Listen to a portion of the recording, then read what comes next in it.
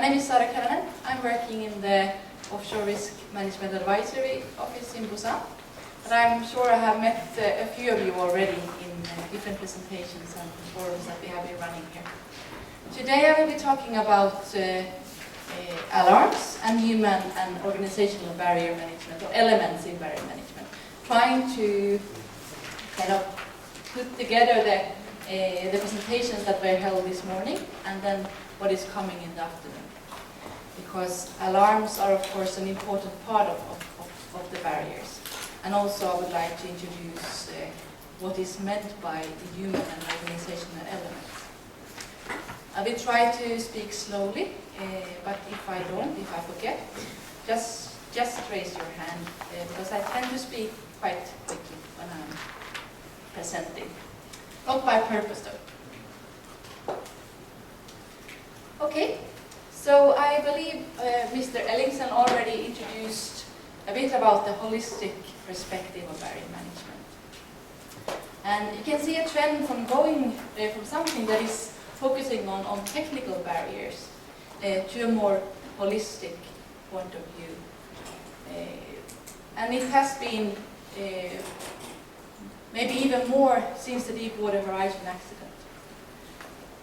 It has become clear in several studies that there is a need of a holistic way of looking at barriers that also include or a better understanding of the interrelations or the interactions between organizational, technical and the human elements of barrier management. And the need of a holistic view of barrier management is very much understood and accepted today, compared to maybe the 80s when the human factors people who were talking about organizational or human elements in this aspect were not that much listened to. But today it's very much understood that this is an important part of barrier management, to understand the human and organizational elements in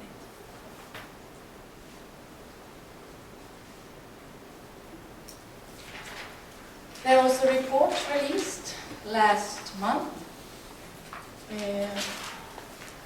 the US Chemical Safety Board's investigation report after Macondo accident, that stated that to reduce risk of major accidents, the report puts the emphasis on the need for barrier management that includes a better understanding of the interplay, the interaction, the connections between technical, operational and organizational barrier elements. And they were also emphasizing the importance of human factors expertise in this work. There is a need for a proactive process for assessing human factors for major accidents prevention. This report is available.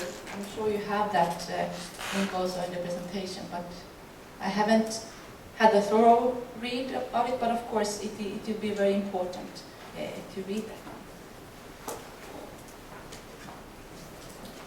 So what does the holistic view of barrier management actually mean if you put that into everyday work? These are some areas that are highlighted by the PSA, which is the governing organization for the petroleum activities in Norway. They presented certain areas that they would be interested in with regards to the holistic view. Are personnel empowered to perform their task in potential major accident events? So it's about ensuring that the people who are working in the complex systems that we are working with are empowered, that they have the tools, that they have the skills and the knowledge in order to do their work in a proper way. Are specific performance requirements for equipment, personnel and tasks defined and made available? And this is of course important in the whole design cycle, from the purchase and also during operations, because if we don't have these requirements available, it's very hard to ensure that the equipment, the personnel and the organization is actually performing up to the standard that it is required in order to have a safe operation. And there are certain techniques that can be used in order to specify these requirements. Is competence requirements defined for personnel involved in the realization of the barrier function?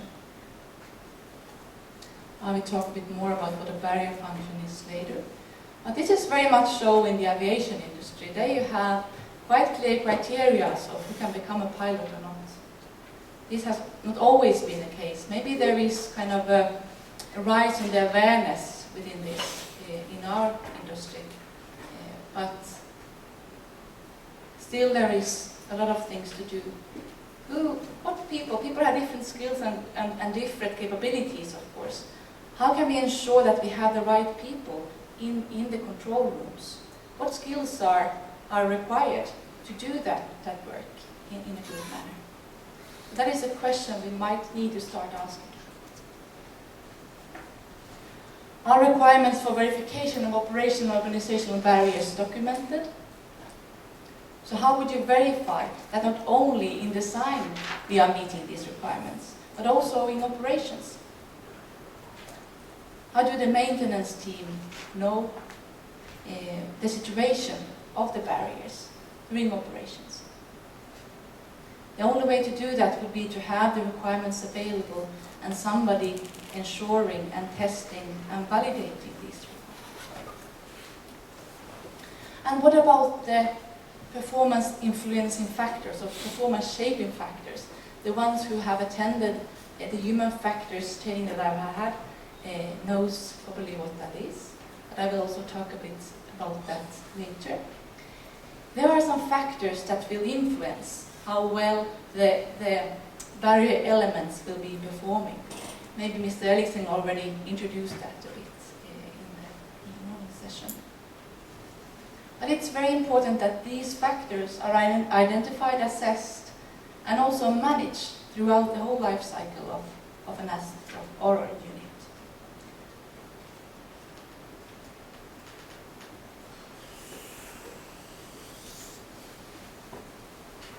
So, an understanding of human strength and limitations is imperative in barrier management. It is a very important part of it.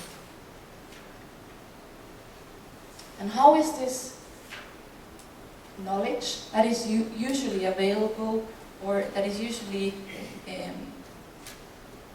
comes with having human factors personnel involved, either in design or evaluating of your systems during operations? What does it focus on? It is used when you are identifying technical, operational, organizational barrier elements. What elements are required in order to fulfill this barrier function? There are certain techniques that can be used in order to identify these elements. If we are preventing gas leakage, what do we need to have with regards to techniques, technical barrier elements, with regards to operational barrier elements, and also the human or the task elements in that barrier?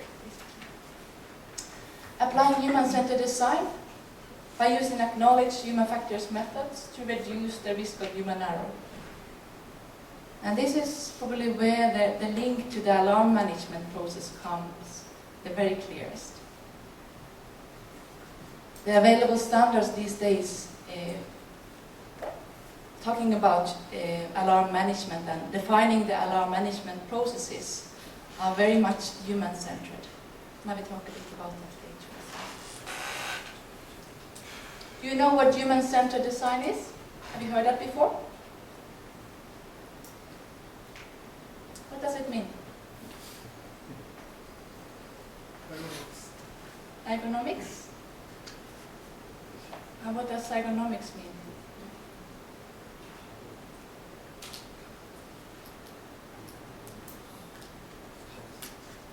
Ensuring that technology is fit for its purpose, is designed based on human requirements, human needs, so that we understand how the technology is going to be used before you design it before you purchase it. Ensuring that the human needs are driving the process instead of technology. So that the human operators in this case don't have to shape their behaviors based on technology, but it will be the other way around. Assessing whether performance requirements are met in operations. That is also something that can be done by human factors methodologies. Securing continuous improvement in barrier management by assessing and monitoring performance influencing factors. And there are several methods to do that. Evaluating the quality of the human-machine interface would be one. Human-machine interface is also one of the things that would bridge the barrier management to the alarm management, because the alarms are showing up on the human-machine interface, and the quality of the human-machine interface is very much, will very much, let's say, decide how well the barrier itself is performing.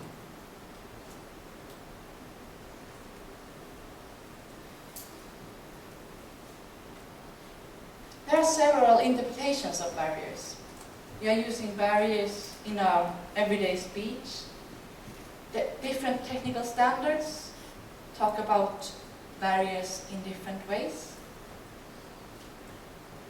And disciplines tend to have their own concepts of barriers. What somebody who's working with functional safety means by barriers, it's different from what a human factors person might think barrier is.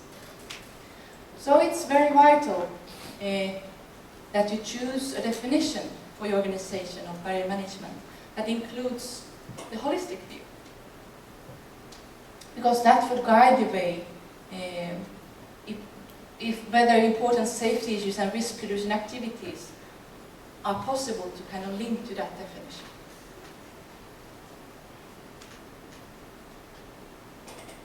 And as I say, James Reason, who is also the father of the Swiss cheese model, he's talking a bit about physical measures when it comes to barriers. But there might be other parts to barrier management that will be disciplines.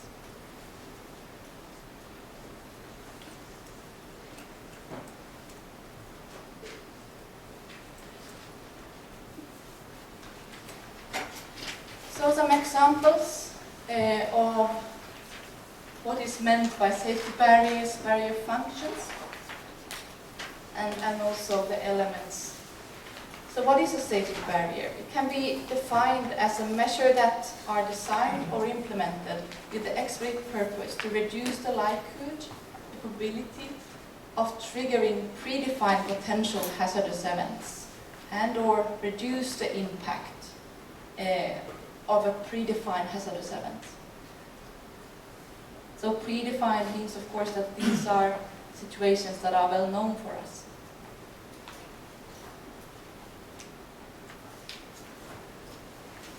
And also that these barriers apply on the both sides if you think of both sides. So you have the preventive but also the mitigating barriers. What is a barrier function? It is the task, it describes the task or the role of the barrier itself. So it is a representation of the abstract system, basically, or the property purpose of the different elements. So what is the purpose of this barrier? Preventive leakage could be one.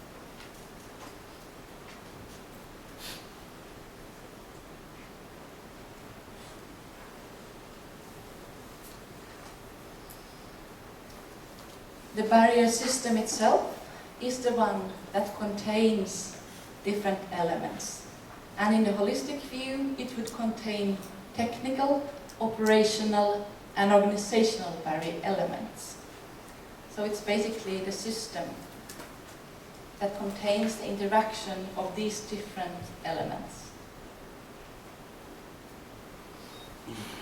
Without one of it, without the technical part of it, the barrier is not functioning well.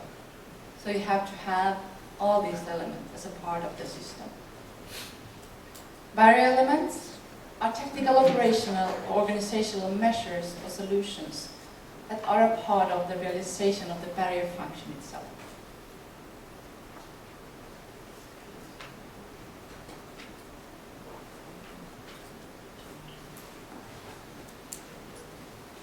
This is just to illustrate how it all goes together in a bow tie. You have the barrier function on top, which defines the purpose of the barrier itself. And then you would have barrier systems that contain some barrier elements. And can be of technical, operational, organizational.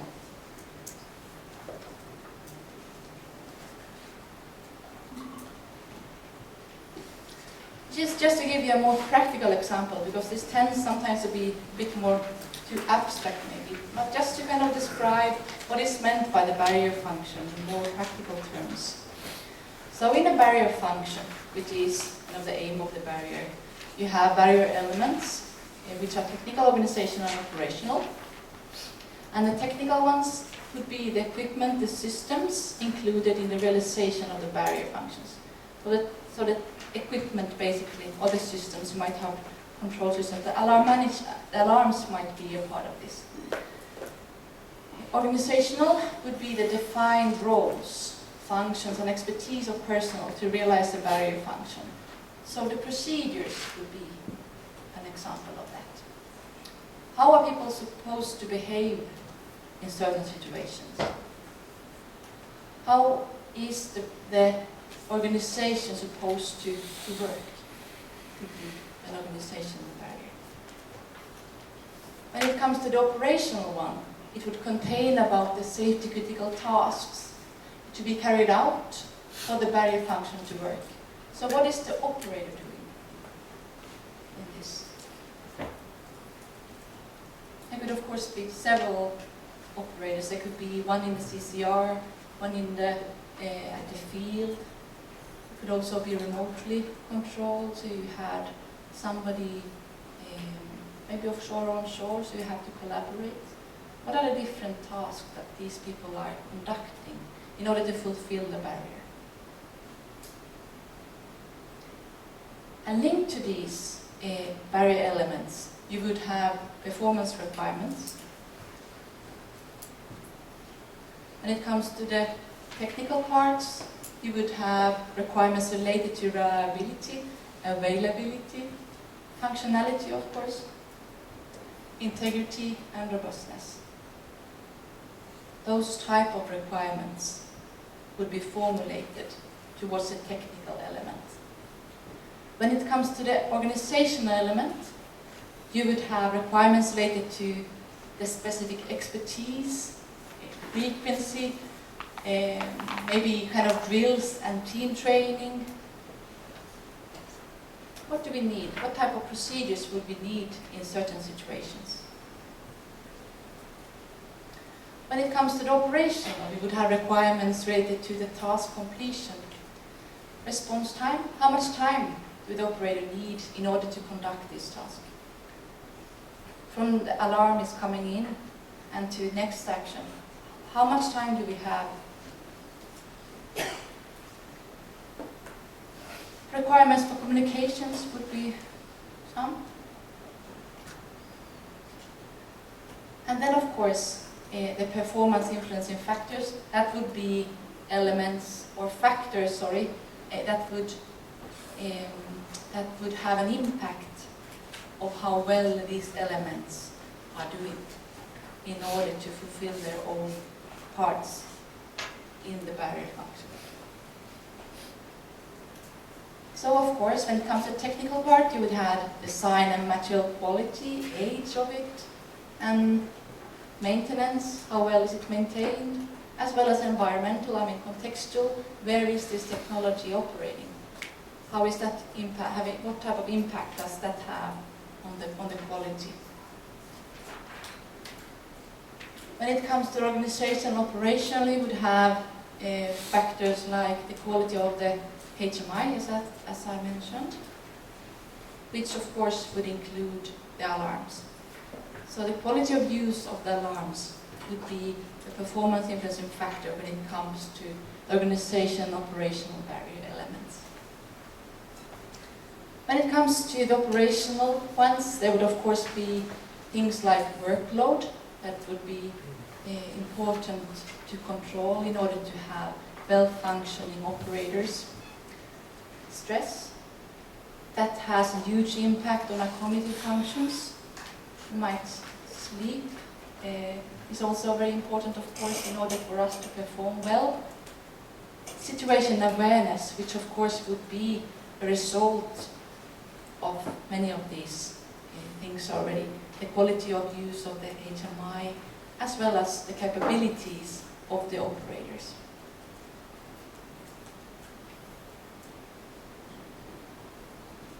So what do you think? Is it clearer? The technical organization operational elements of a barrier?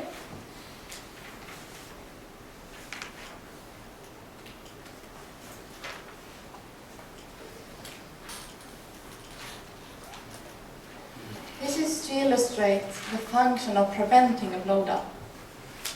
And in this case, you would have an operator or a driller that is detecting a kick, and that will press one of the available push buttons to activate the shear valve.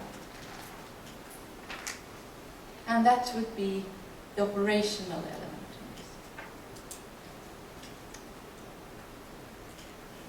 The programmable logic control, PLC, sets out signals according to the driller's commands, and that will be the technological barrier element in it. And then, of course, the signal, hopefully, will close the shear valve.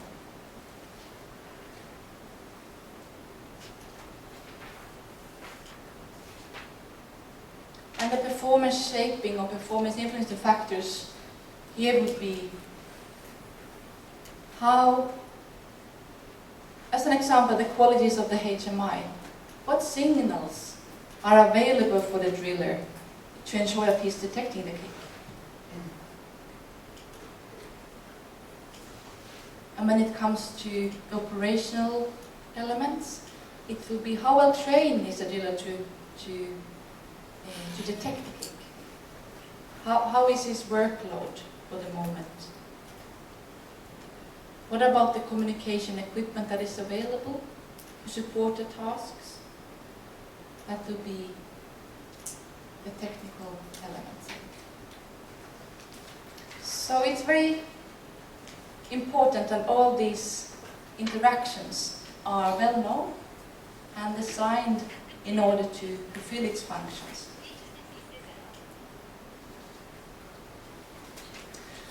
I mentioned that there is several techniques that can be used, that are used in human factors methods, or human factors methods that can be used in order to identify operational and organizational barrier elements.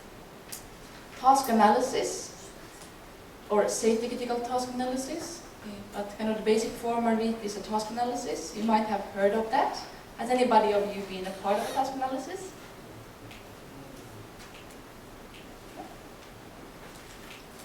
That would be one of the techniques that can be used in order to understand this interaction of these three elements. So the task in this case would be to manually activate the blowdown. And the description of the task would be the next thing to identify. In case of a gas leakage, the CCR operator receives an alarm. They then have to detect this alarm, make a diagnosis of the situation, and decide whether and how to activate the blowdown. So in this case, you already in this task you can see the interaction of several elements already. And who is performing? You have CCR operators, field operators maybe. You have some emergency response team that is also already in this task. What type of equipment and procedures would be involved in order to conduct this task? You would have the visual display of the HMI that the alarm is a part of, alarm system. You might need some communication equipment in order to ensure the communication of the CCR operator and the field operators, and some procedures. And based on this analysis of all the critical tasks or all the tasks that are conducted in order to control a process or monitor a process, would provide you performance requirements in order to ensure that you have what you need in place to fulfill the barrier function. So what would the technological parts need to do? What does the alarm for the gas leakage, what does it have to do in order to be there, in order to alert the operator in time? What is the qualities that are required for this system in order to support the operator in the task of detecting this leakage? What type of competencies would be required from the CCR operator to decide whether or how to activate the blowdown in situation A? That would also be something that is important to know in order to get the right persons in place. And what about the procedures to follow in these situations? There should be requirements for these procedures as well that would be very important to define.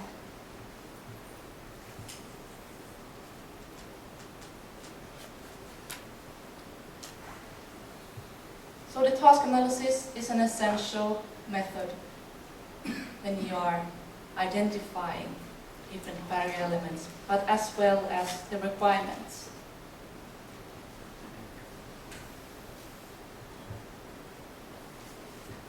Okay, so let's jump into alarm management, and I hope I'm able to maintain the link from the barrier management to alarm management. EEMUA is a standard that is used for defining alarm management. You might have heard of this standard, as well as the ISO standard. They are very much linked together. So EMUA 191 introduces a user-centric alarm management approach. And it says that it is important that the role of the operator in maintaining safety and plant integrity should be clearly identified for all operational states. The scenarios should be identified, and it should be determined whether and how the alarm system will support in carrying out corrective actions. So the focus is here to ensure that we have an alarm system that is supporting the operator. That's the focus of human-centered design. Not identifying what alarms you might need or from the perspective of the technology. Because I'm sure the technology could be able to fire what type of alarms ever, probably thousands of alarms that we see very often. But what we need to ask is, what does the operator really need in order to be able to perform his tasks and to fulfill the barrier?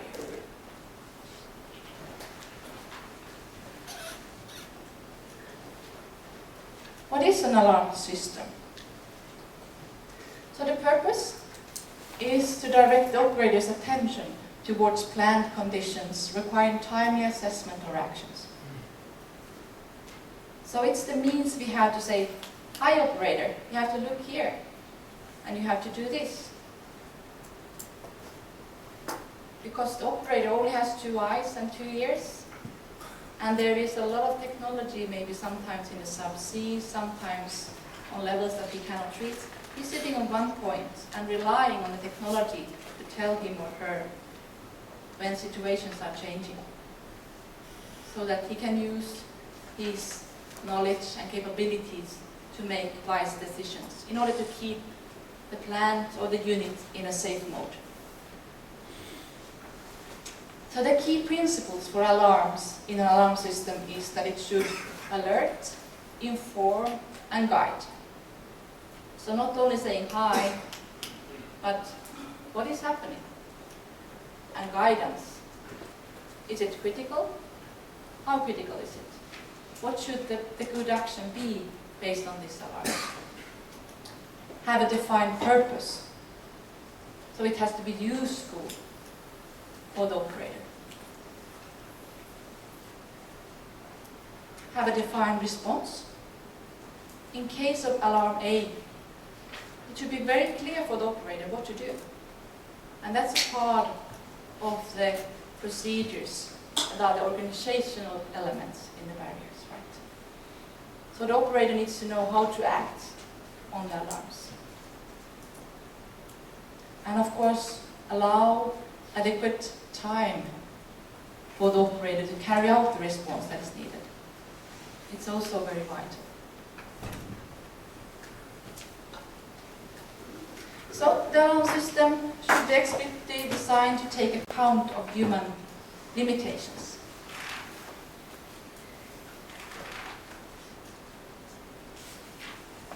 It's there to support the operators. Just to give you a view of what an alarm system is, what do we mean? Because different parts or elements. You have the software part, of course, that provides output, that is program in order to fire the alarms. You have the human-machine interface, HMI, that is the one that is realizing the alarms, that is showing, displaying the information related to the alarms. That should define the actions, priority, and provide guidance for the operator on how to act. The operator, with capabilities like memory, reasoning, eyes and ears and hands, is then getting information from the HMI and is providing input back to the system. And of course, we also have the organizational parts. With the culture, procedures and responsibilities that will have an impact of the interaction. So the alarm management is very much focusing on the interaction here. The software that is programmed, the alarm system, the technological part of it, the HMI, that is kind of the interface where this part and that part are interacting. And these components we have to keep in mind when we are designing an alarm system.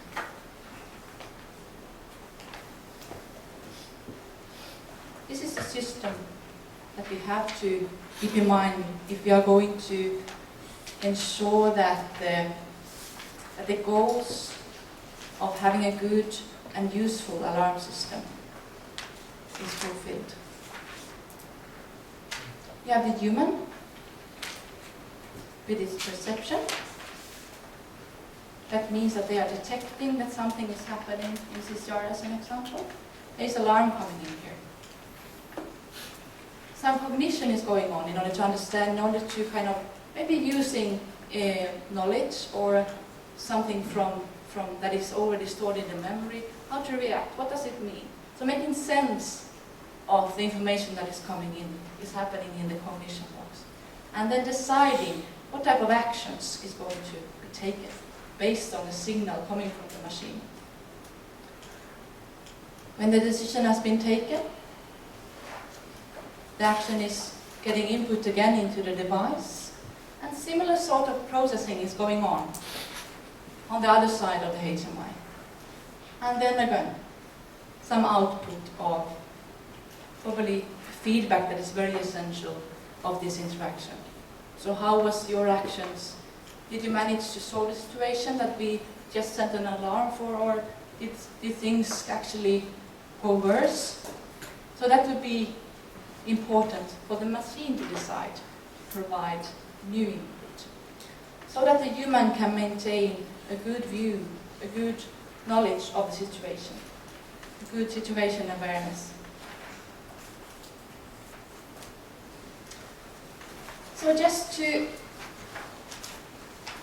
introduce the different stages of alarm management. First, we would have the requirements of the alarm management, of the alarm system itself. Classification and prioritization, you would have HMI, layout and design requirements. The next step you would do is to identify what type of alarms are required. And in this task analysis would be vital as an example, as well as these other activities as an hazard, alarm workshops. And these are all activities in order to understand what type of alarms are required in order to provide the support that will be needed.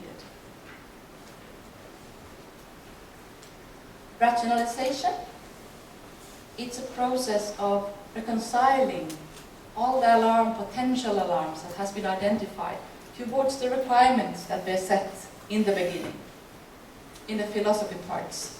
So towards the governing documentation, you would have to reconcile the alarms that has been identified. Which one of these are actually fulfilling the requirements? How should we formulate these alarms in order to fulfill the requirements that has been defined? Next step would be to detail the design. So produce the design, basically.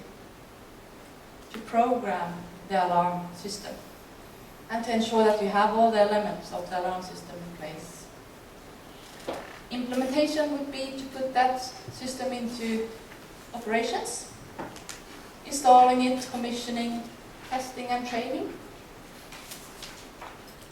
And in operational phase, you would have the alarm system in service, of course. And then, of course, you might need some maintenance in order to adjust things that are not working very well, or things that are not needed, or things that might have come up when you need for different alarms.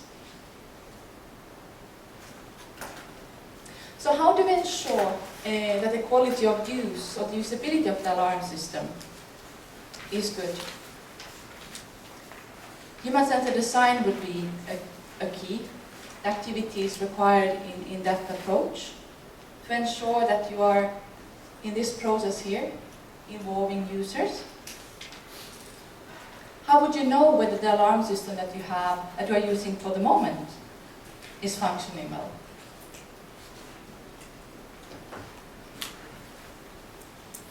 These are questions you could ask in order to evaluate the alarm system and how well it's supporting the operator in their tasks currently. Are all alarms necessary, requiring operator actions? Sometimes we tend to be on the safe side and ensuring that, because we might not know, we might not have the good requirements that can guide us in order to know what exactly, which alarms would we need. So we tend to put too many alarms, which will be a problem for the operating operations. How many alarms occur during normal operations or plant upsets? Just checking and counting and evaluating your system based on that questions would give you an important indication of how well you are doing. How well is your system performing? How many standing alarms are there? And what about, is there ever an overwhelming event accompanied by alarm floods? And of course it will be, we probably have some systems that are recording the behaviors of the alarm system. But also asking the operators who are working with this system every day would give you important clues of how you are doing. Is the alarm prioritization reasonable? Do the operators actually know what to do with each alarm?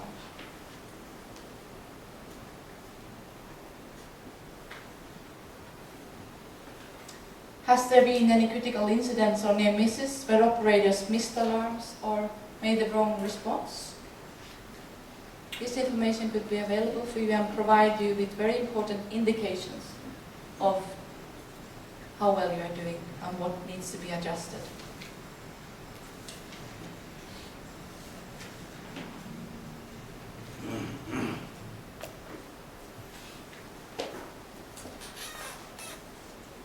So the basic principles of ensuring that the quality of use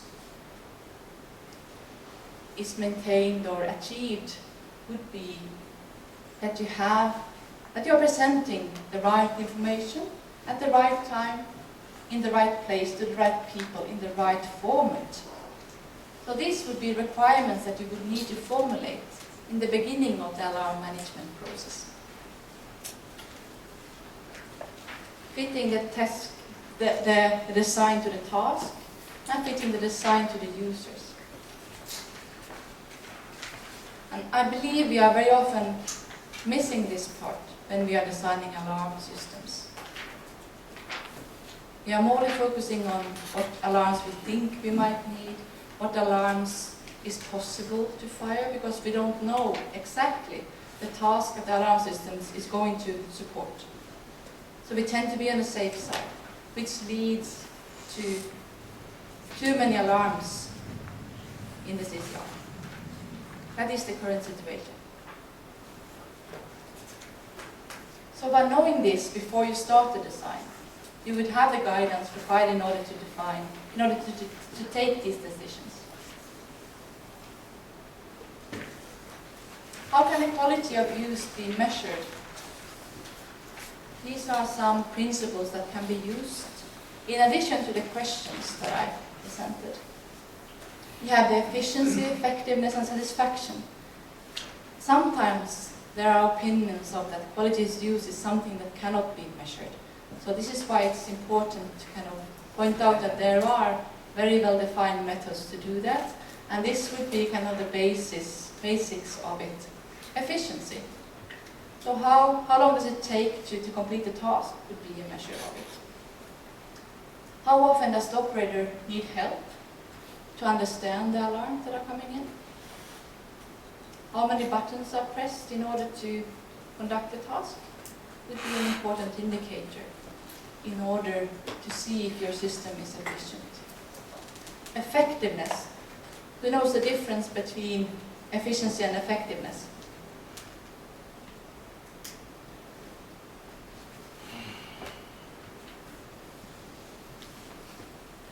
So it's about achieving your goals, effectiveness. So how well is the user able to achieve the goals or the task that he is supposed to or she is supposed to do with the help of the system? And that would be an important measure to see, to measure the quality of use of your alarm system, basically.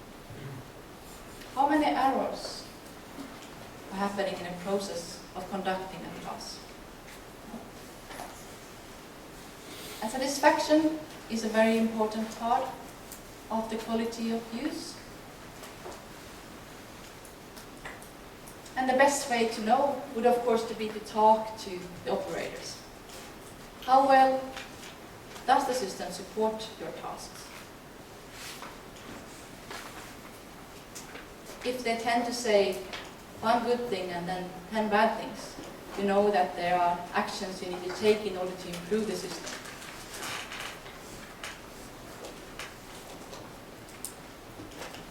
Do the users feel in control?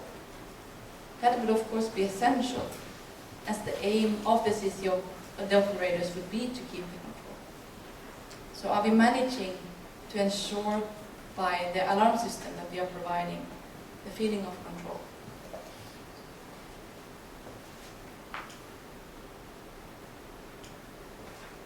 Just to show you some examples of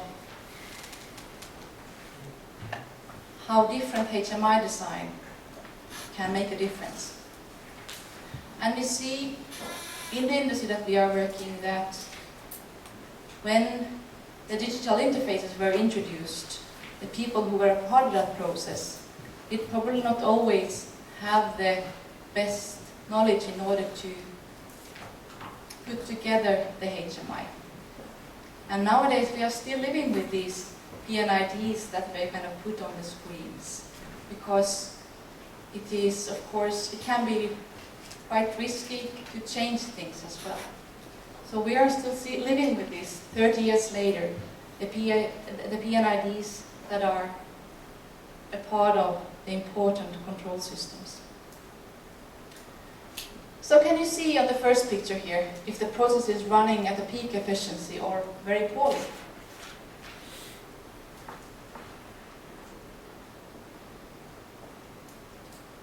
Is it easy to say? Just by a quick glance, how are we doing? good or bad?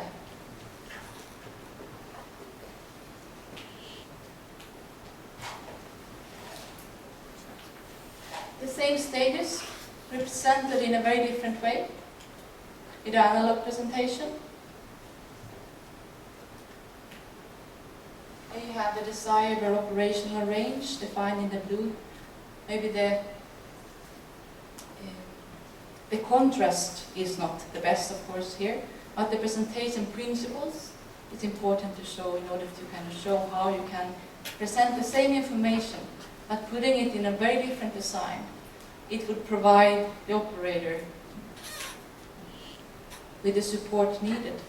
By quite a quick glance, he could say how this process is doing, and that this is probably something that will need my assistant, or that will need my actions pretty soon,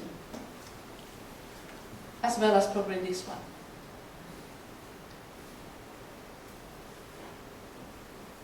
So by adding or applying different ways of designing your HMI or your alarm system, you can either provide good or bad support for the operator. We see a lot of violation of simple rules, like not using the color as the only discriminator between functions.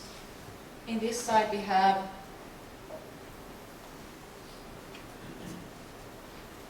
the red pump here indicates that the pump is not running, and the green pump indicates that the pump is not running.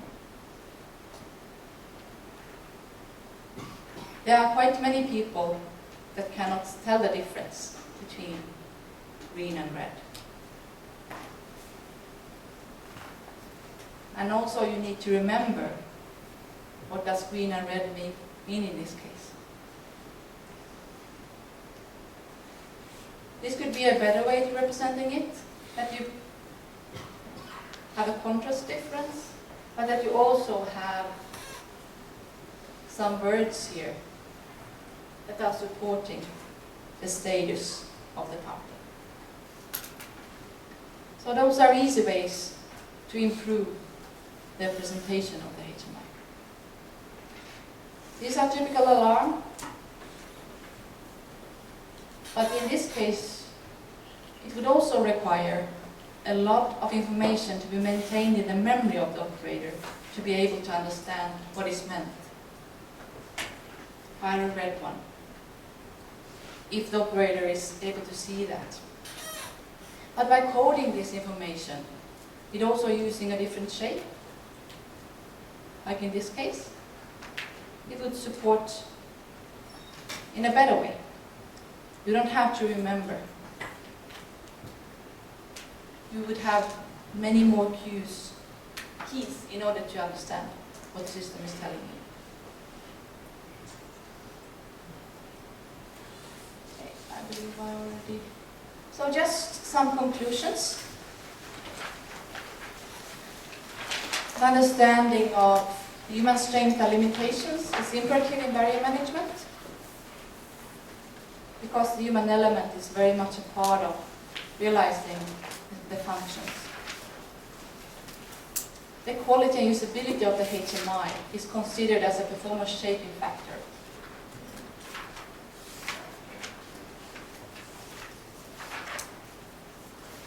The quality and usability of the HMI and alarm system may have an impact on the barrier's ability to fulfill its function.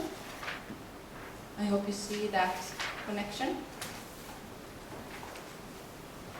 And methods commonly used in human factors engineering are used to identify necessary technical, operational, and organizational barrier elements.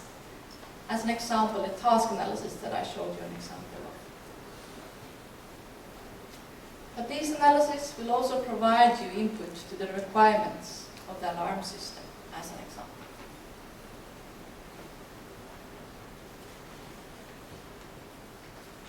Okay, do you have any questions?